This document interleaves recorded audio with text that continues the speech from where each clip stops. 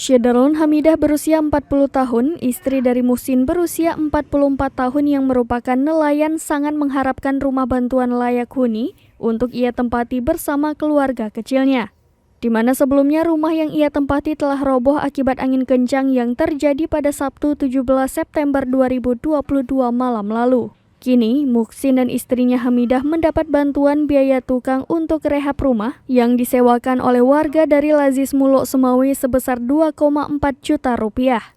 Ramzi selaku Direktur Eksekutif Lazis Muluk Semawi mengatakan pihaknya telah menyerahkan bantuan untuk rehab rumah melalui pembayaran kepada tukang dan semoga bantuan untuk Muhsin dan istrinya bisa bermanfaat dan ditempati dengan layak. Sepasang suami istri itu tinggal di kawasan Ule Jalan, Kecamatan Banda Sakti, Luk Semawi.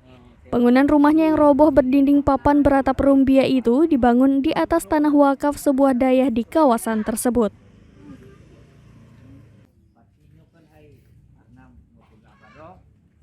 Dari Luk Semawi, Zaki Mubarak, Serambi On TV.